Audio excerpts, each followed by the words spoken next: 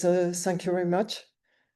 So maybe I should say I'm very thankful for the organizers to have invited me here, even though slowly, as we saw this morning, I'm belonging to one of the oldest ones who came to this kind of conference, and also to put me under pressure because of the situation here.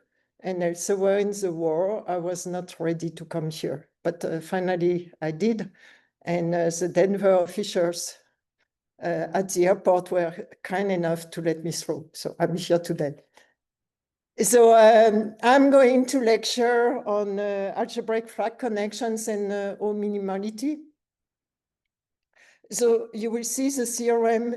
It's a theorem. I will try to present a program why we were interested in this formulation, and it came out that it works. So it's a good sign. And then the proof is maybe not so interesting, in particular in this audience, but it raises a very natural question, which might have some impact on some conjecture of Simpson, which I'm going to mention. So the talk, I really tried to put some effort in the slides. First, for one reason, I knew if ever I would have to lecture on the first day. I have 8 hours time difference, and I arrived yesterday night. And so I'm not completely focused. The second reason is that I'm not so much of an analyst, so I might say something wrong, and I hope someone is going to correct me.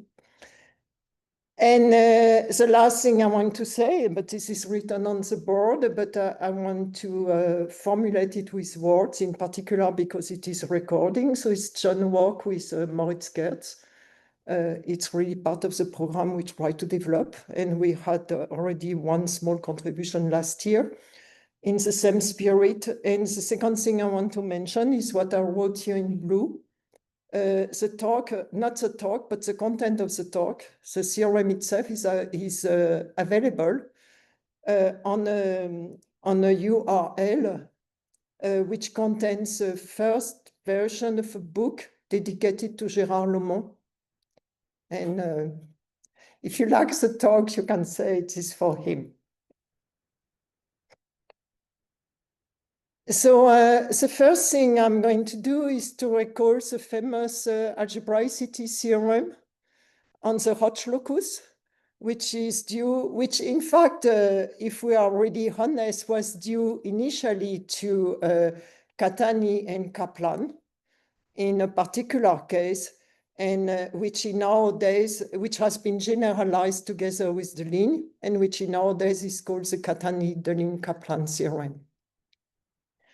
But I'm going to present it in a slightly more modern language. I will try, which is going to motivate what we do later. So the assumption are, we have a smooth quasi-projective complex variety here. We give a package of information, which is a polarized, Z polarized variation of our structure. So it consists of local system here, which is defined over Z. Tradition wants us to write it with the bold letters. So the bold letters is the local system. Then a connection. So this is a vector bundle together with a connection. And in fact, even if I was saying a coherent shift, that would be still a vector bundle by the famous theorem. And then a polarization, which is very important here in the discussion, plus a filtration. So those are the data. And of course, they have relations which I don't spell out. But one of the key semantic of this topic here is that you don't consider a vector bundle as a vector bundle, or as I would consider a vector bundle, but you consider it as a scheme, as a variety over the given variety. So as an affine fibration. So you do that. And then you have a classical theorem, which I try to summarize like this. So let me try to look like this. The first one is that this filtration here, viewed now inside of this algebraic variety, is a sub-algebraic variety.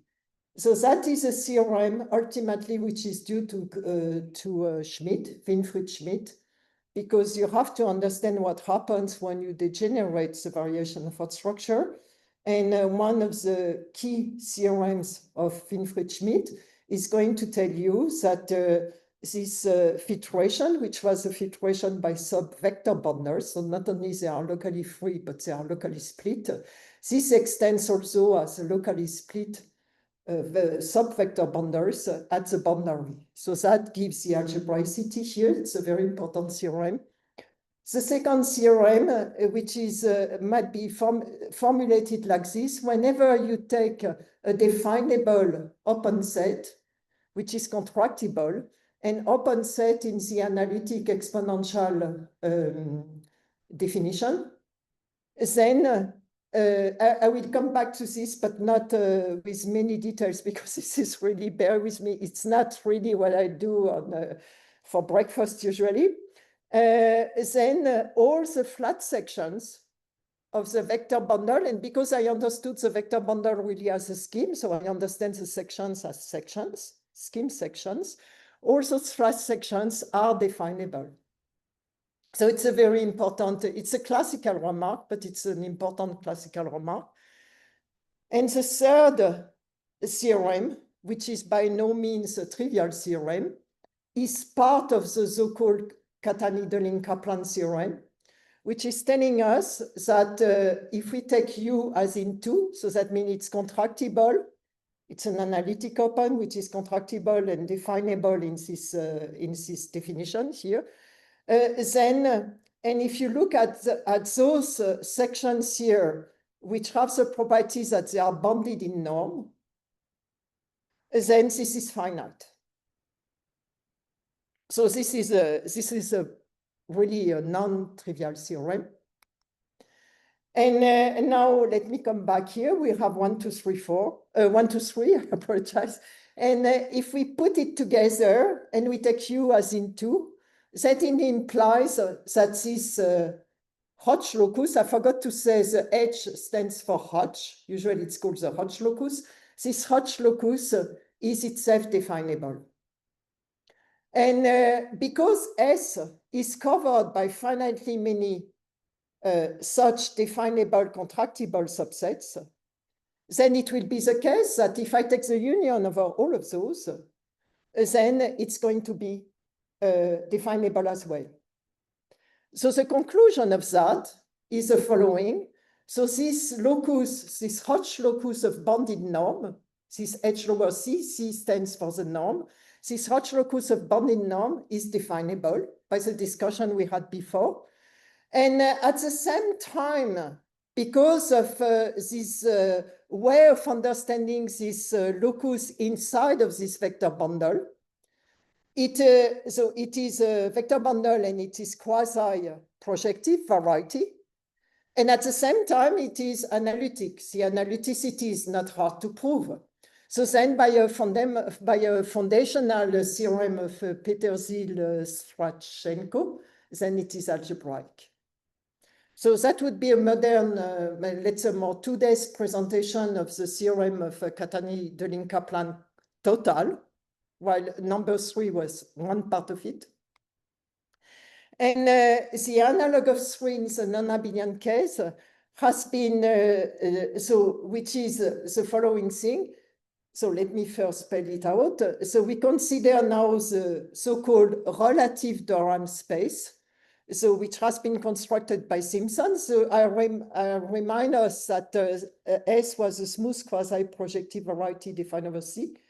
And then X over S was a smooth projective morphism.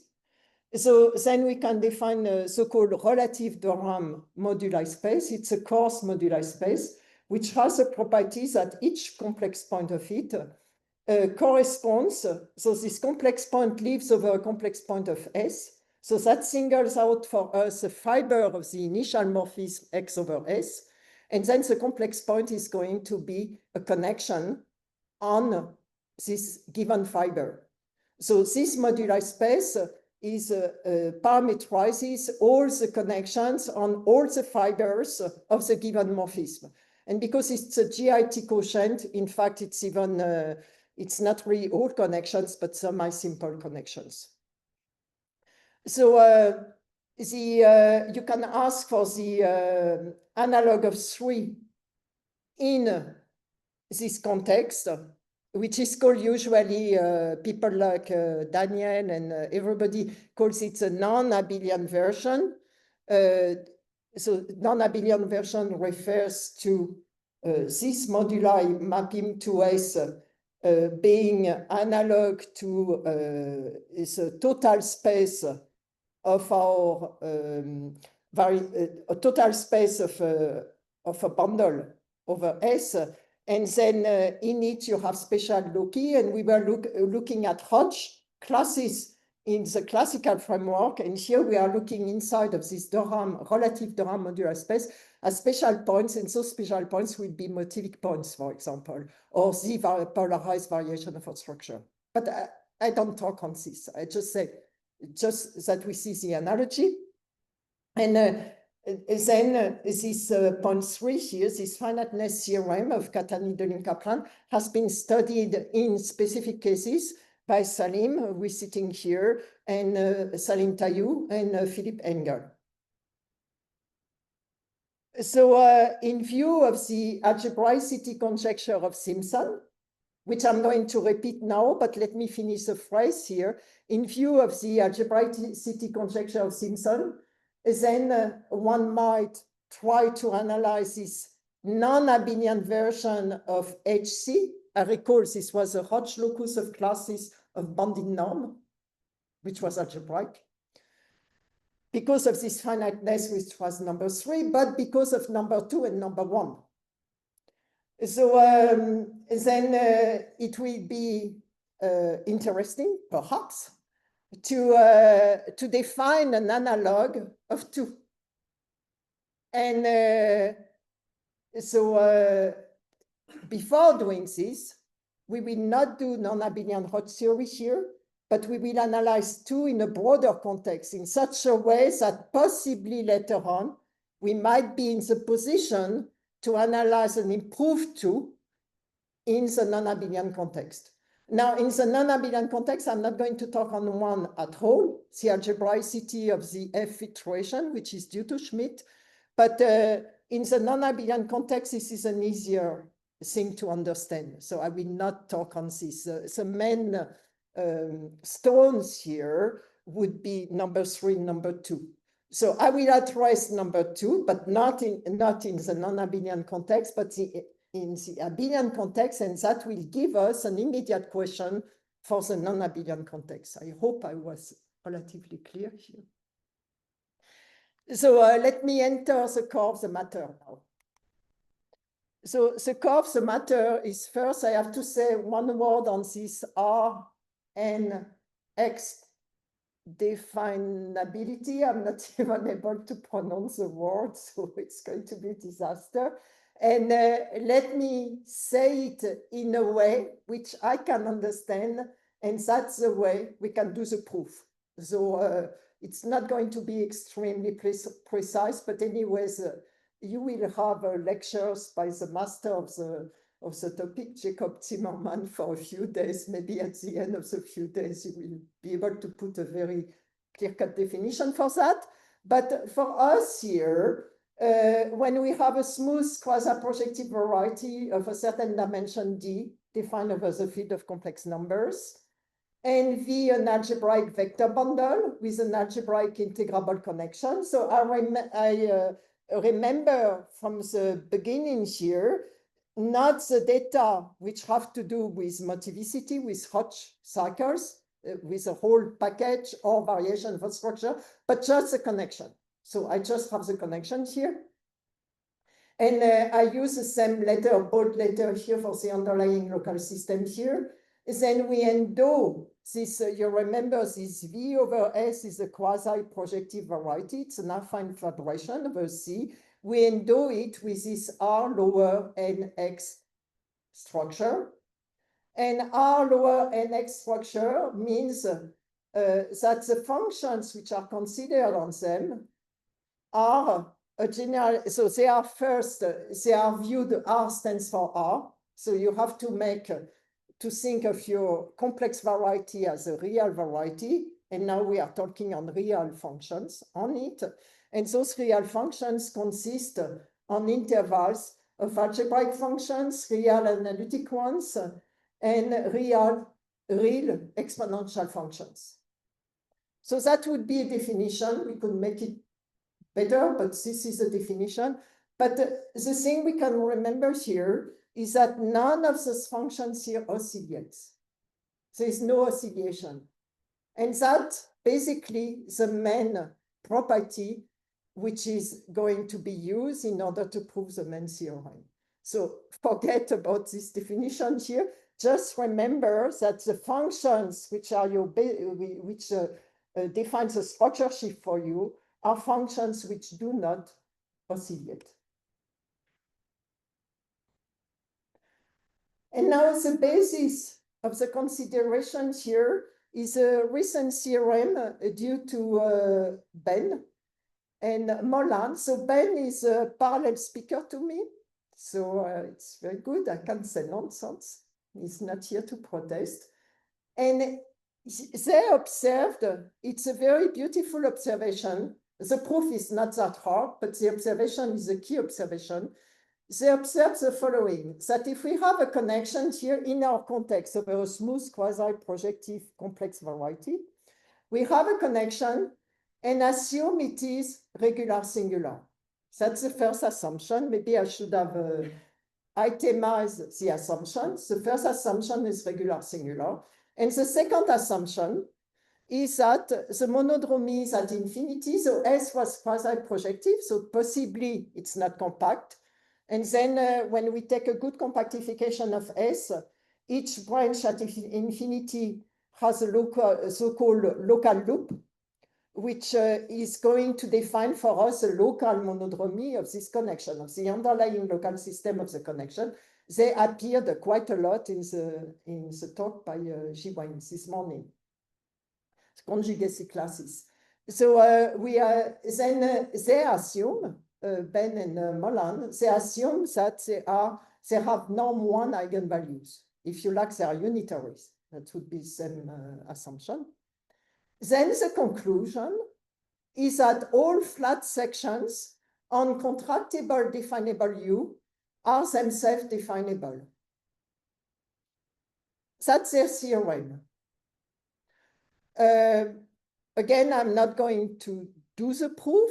Proof is not that hard, but it involves a little bit something. But the formulation is very beautiful. In fact, this is our formulation with Moritz. It's not their formulation. This one is a useful formulation in algebraic geometry. You can take it. And the other one is slightly more involved. But it turns out it is equivalent to this one. So this is generalization of two. This is a generalization of? Two. You had 1, 2, 3. Generalization. It's a, yeah. So, thank you very much. Yeah. Thank you very much. And but 2 itself was thank you very much for telling me this. Generalization usually contains some chronology, and this is true. There is this chronology here. Okay, so okay, once we saw that with Moritz, we said the reactions was, what about the converse? And why is that? And you will see why. You can raise this question. So what about the converse? The converse is precisely the theorem here. The theorem is that if we have, so we are still in this context here, S smooth quasi-projective over C, and we give ourselves a connection, any connection. When I say connection, I mean flat connection, integrable connection. Of course, we have an underlying local system. Then if it is a case that all flat sections of V on contractible definable U's are themselves definable, then the conclusion is that you have the reverse theorem. That means the initial connection was regular singular, and in addition, it's really in addition, it's 2 different informations. The eigenvalues of the monodromy are unitary. They have norm 1. So let me say here, if I manage to read, my eyes are not so good. If I manage to read what I wrote here, I claim here in those 2 examples that both conditions here are really necessary. And once you understand those 2 examples here, then you understand at least the general feature of the general proof here. It's more involved, but and because I'm not able to read, maybe I go down here. I'm sorry, I'm not able to read from this distance here. So the 2 conditions here on delta star. So if you take the solution 1 exponential of 1 over z, the solution of an irregular connection with trivial monodromy, then it's not definable. So you can forget. And the second one, then you realize that if you have now an eigenvalue of the monodromy exponential 2 pi I lambda, and lambda is not of norm 1, then the solution here is e to the power lambda oscillates. So, and basically what is on the board here is the core, it's not the proof, but that's the core of what is behind.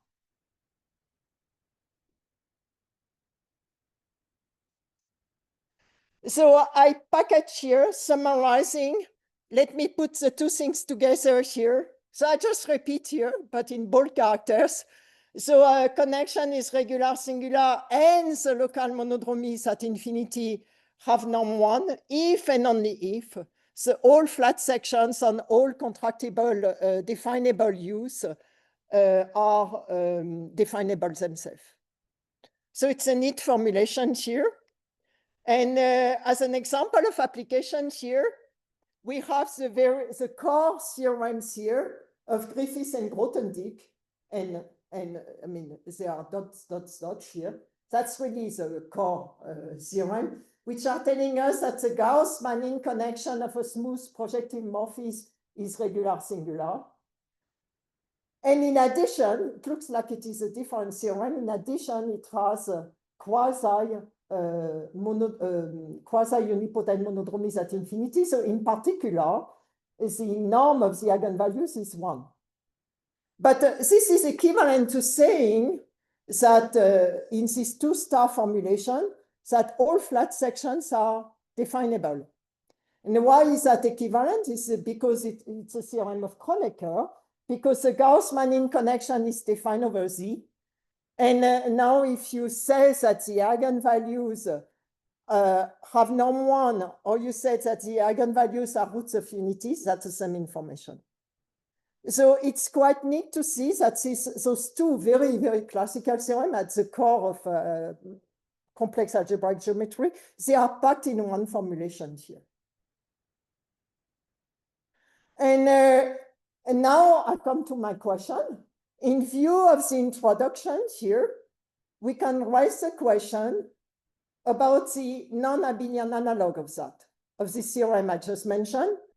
That means which flat sections of the relative Durham moduli space have the property that they are definable.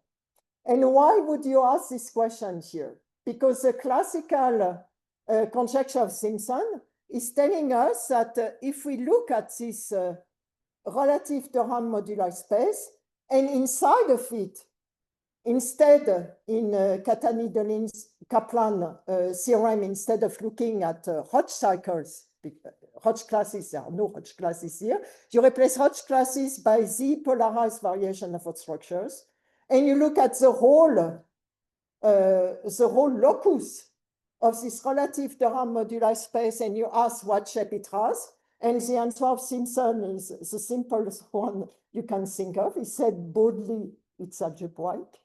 And then in view of the theorem here, which I just showed, you can legitimately ask, what, before thinking of this very complicated problem, what are here the definable sections of this fabration here? I should say that thanks to Simpson had called his article non-abelian Gauss-Manin or something. So it's really a fabration. because as it was mentioned this morning by Eugene, if you go to the Betti side, which exists, is relative de Rham modular space, but relative Betti modular space, then you are looking at the variation of the Betti modular space, but there is no variation of the Betti modular space because in a smooth projective vibration, topologically, it's locally constant, so the fundamental group doesn't move. So Simpson understands the relative Betti modular space as a flat section of this holomorphic vibration here, even algebraic vibration.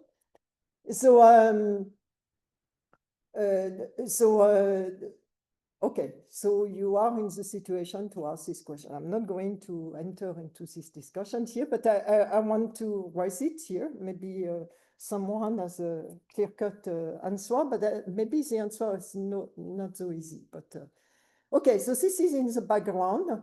And now I start the sketch of proof, and then I'm done. And I can rest. And it's really a sketch. And I try to single out here the pieces where one has to think a little bit. So we know regular singular properties. The first thing is checked on curves. So in fact, it's interesting to see the history of this key theorem here, that regular singularity property is true if and only if it's true on curves. And so this is due to the link. But to mine, as I am aware of, it's one of the rare places in Delin's life where he made a mistake. So there is a mistake in his initial proof, and which has been corrected. So it's true. His proof is analytic. And later on, you had this fantastic work of Moritz Kerz, and the co-author, also Alexander Schmidt. They were characterizing tameness property in characteristic P and in unequal characteristic also by the curve criterion like that. It's by no means a trivial theorem. Even here, it's not trivial. But this is true. So, because it is also true that the eigenvalues of the monodromy are checked also on curves. You just have to take curves which are transversal to a good compactification, for example. Then you reduce that way a problem to a one-dimensional problem. At the same time, it's a local assertion here, so you may assume that your S itself is delta star here. And in addition, also the concepts here, so now I don't write an article on definability and so forth, but they are compatible with finite ramification of the base. So again, this allows you to use the theorem which was used this morning by Yung-Wei, which he didn't name. It's Turretin level theorem, which after ramification is going to tell you that up to semi-simplification, the connection is the sum of rank 1 connections. And this is a theorem in the formal category. It's not a theorem on your holomorphic connection. It's a theorem in the formal category. It's a very important difference. But one way to write that, and I'm sorry for the notation, it starts to be a little bit technical. So let me go in front of the slide here.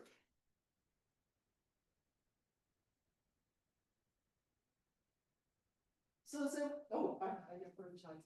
The way we write here, and I must confess that when Moritz proposed to me to write it like this, I was nearly finishing my collaboration with him because it makes me nervous to multiply on the left-hand side, but he was right. It's at least it enables you to quote the literature, so it's always very good. And then, in fact, it's not only Turretin level, but there's if you come from Japan, there's a Japanese name. If you come from Russia, there is a Russian name. Okay. So any formal connection has solutions, and now I don't write the connection as a connection. I write immediately the solution of the formal connection. So those are formal solutions. And they have this shell here. And the shape is that you have a final polar part, which is coded in those Q here. So this is really polar. It's 1 over z, it's 1 over z. And then you have this constant part here. G-Wing this morning was eliminating the extensions. I do not. I keep them.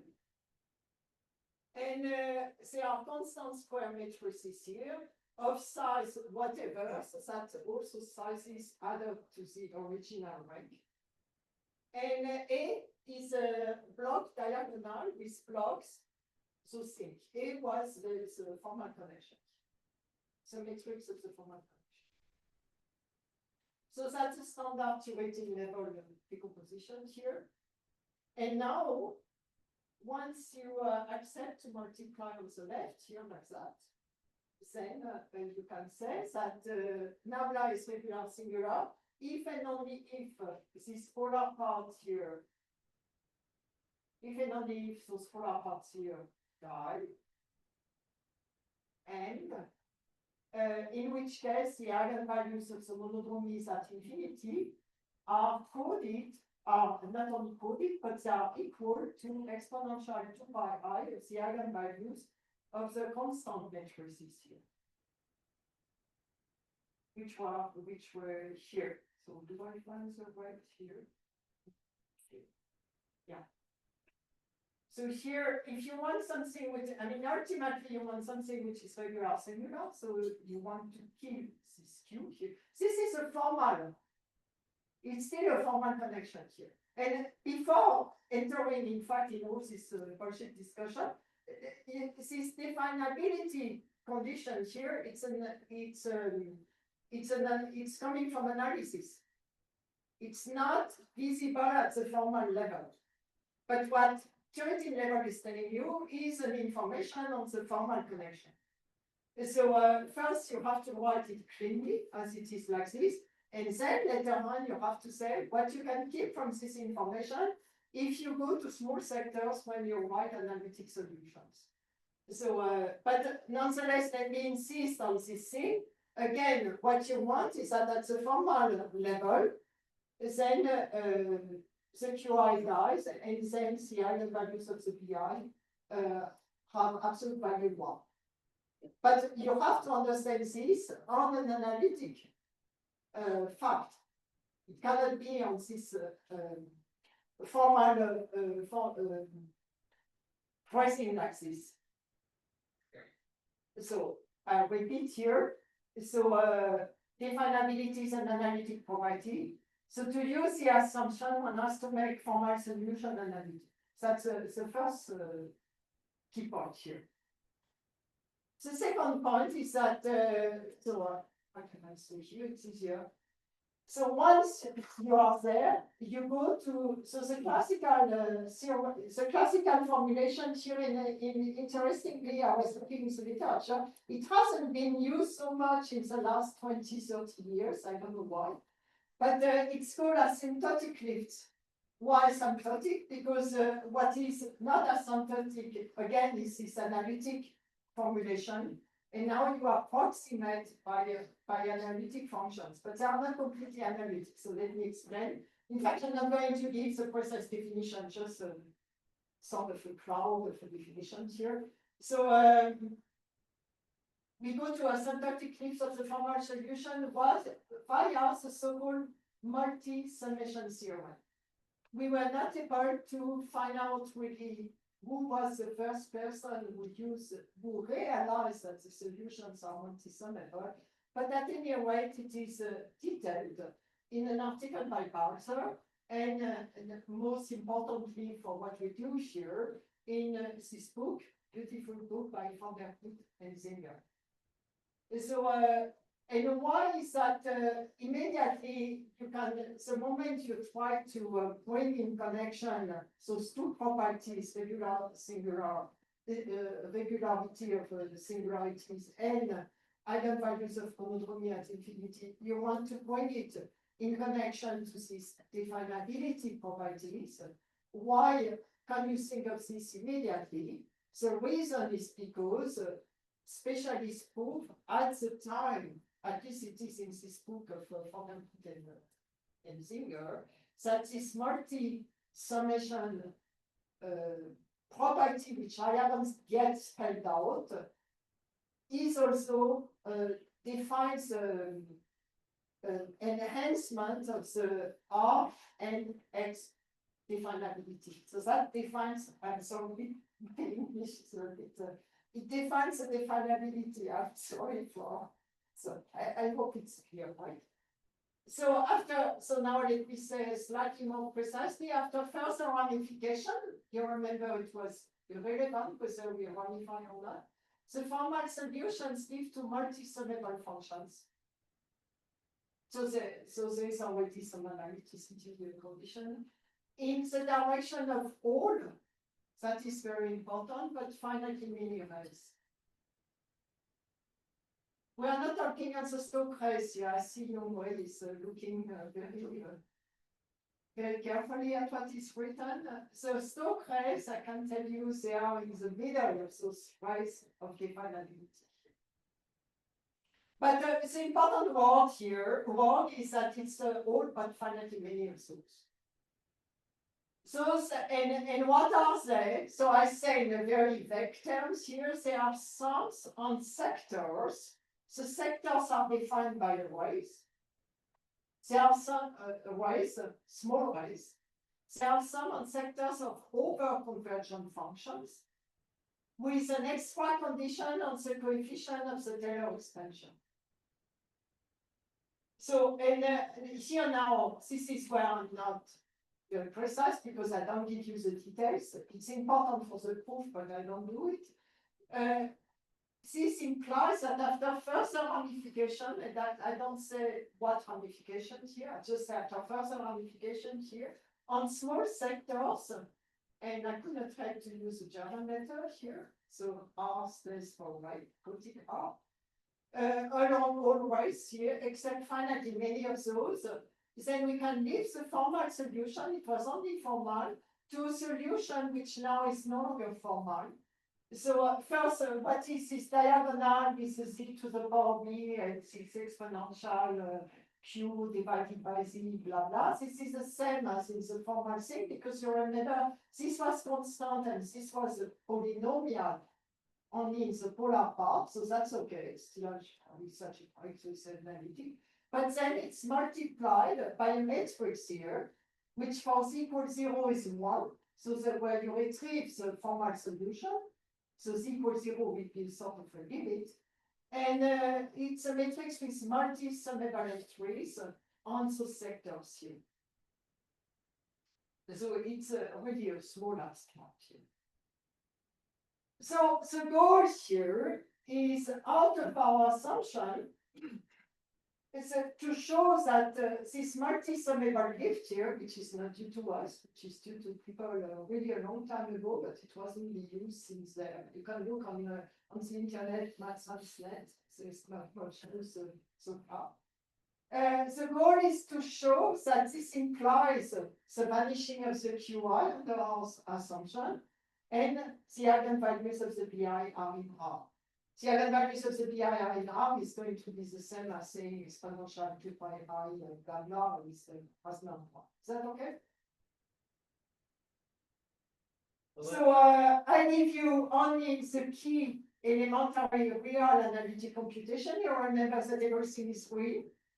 And then I give it as it was one-dimensional, while the truth is you go back, it's not one-dimensional because it's a matrix, but the entries are like that, so it's okay. We look at the entries. Yeah, you have a question, Philippe? Yeah. Do you expect there to actually be analytic convergence on these sectors? No, I don't say that. Can you repeat the question?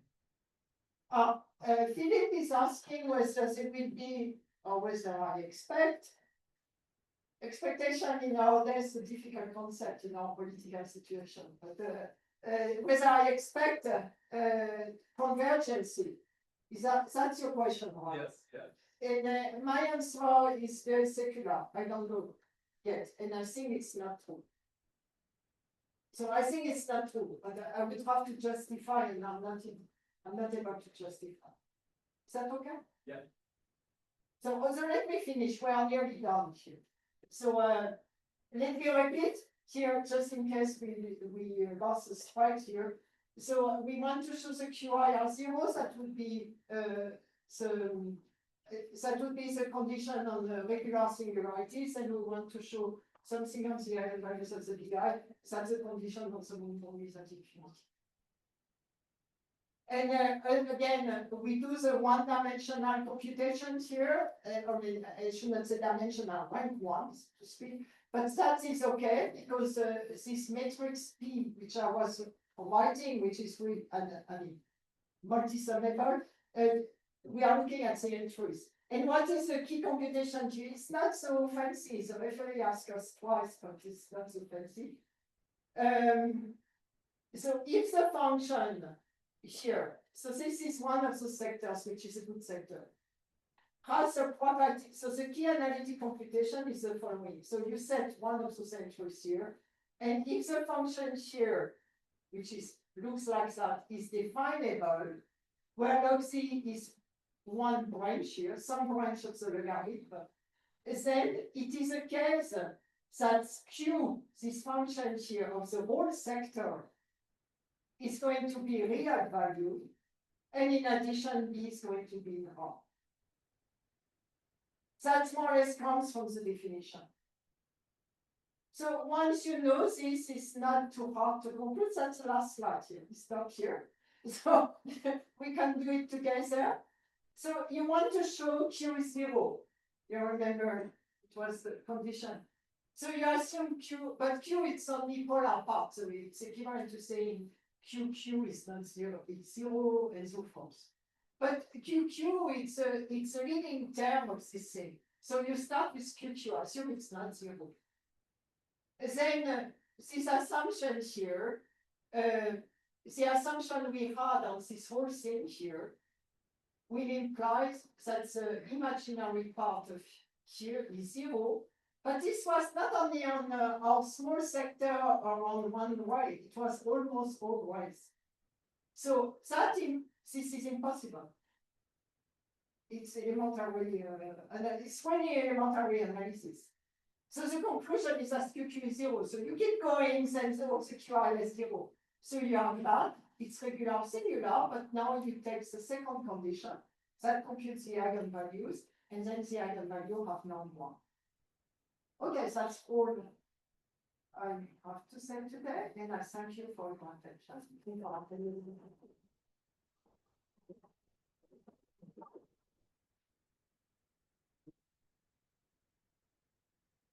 Question.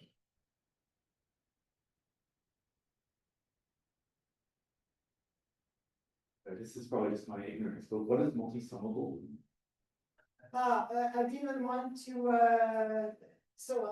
My computer is here. I should have to open it to give you a very precise definition. I can tell you where multi and summable comes from, and maybe not the very details of the definition. So an analytic function is you have an expansion. Right?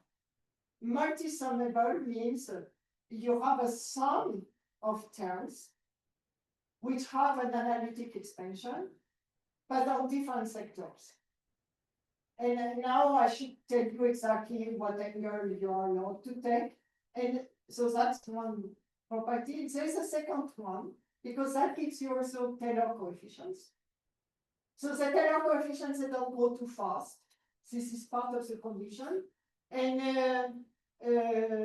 what? They don't go too fast. But you cannot say that the function itself is a limit, like an analytic function. You can express it by a convergence series. You cannot say that. Other questions?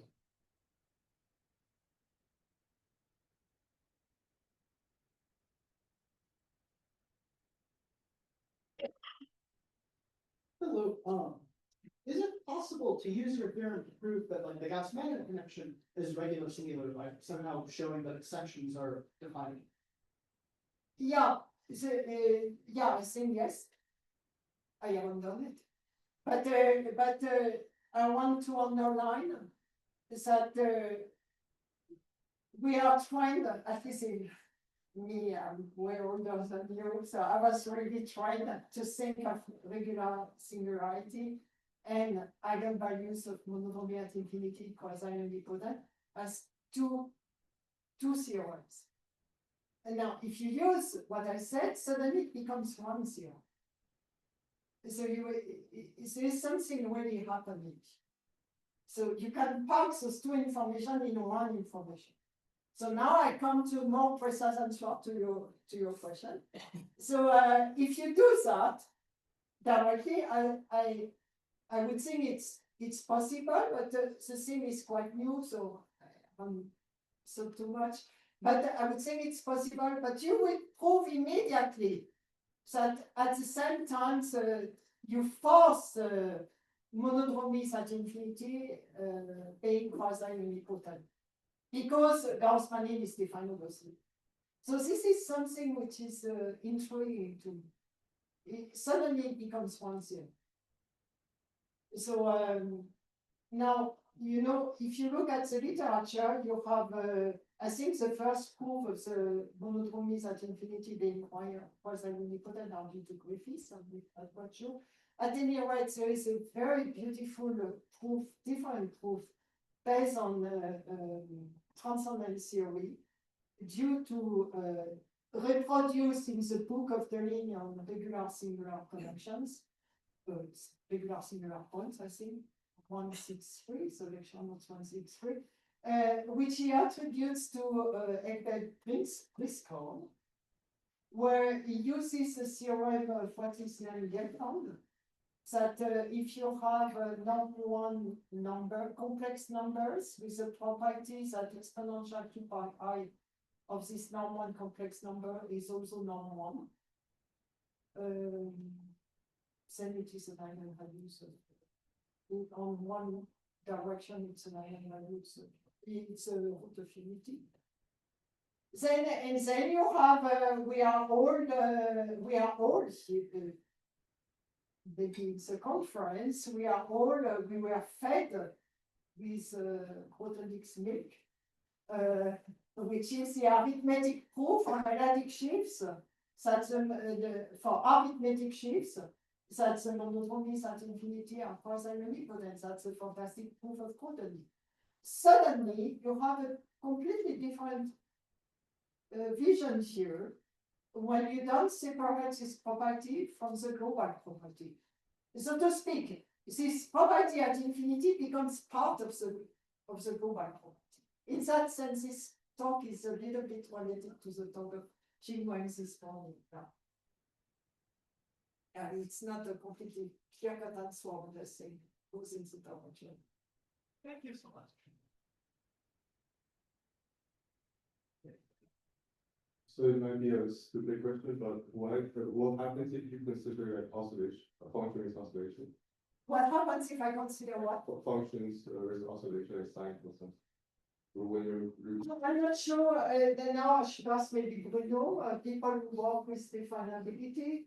If you take functions which oscillate, I don't know. I'm not aware of any definability which includes oscillating function, or maybe. Depends what you call oscillate.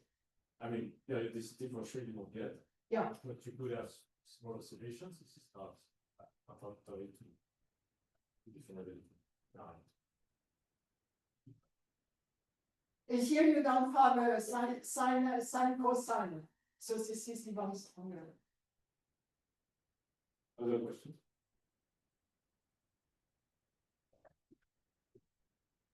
Sorry, maybe this is the wrong question to ask, but there's this theory that can represent regular connections and certain locations, certain group points. And the question is, can you view the result as the statement that actually these are representations of certain like o-minimal stacks or o-minimals?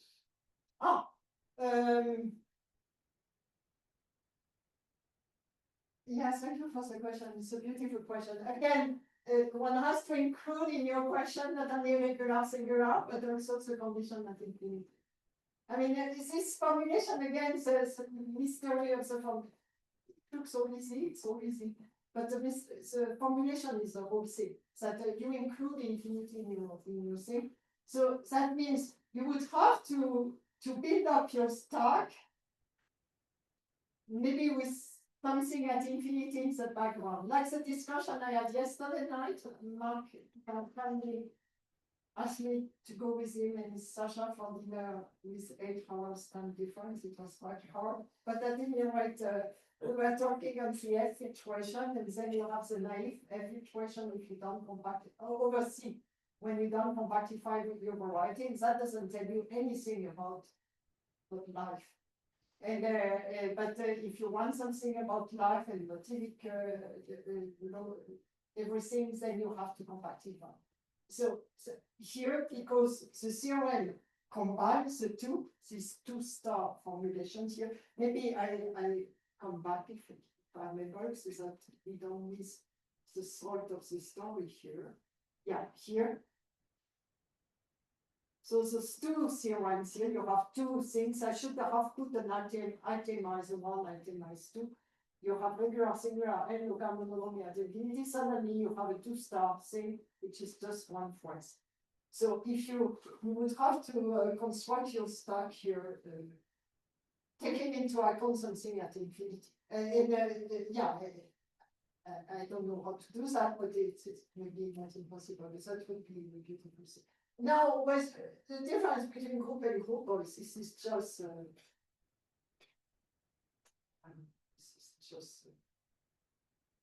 just to look fancy. This is more difficult. You know, whether you choose the best point or you don't choose the best point. Of course, it's nice not to choose the best point. It's not so important.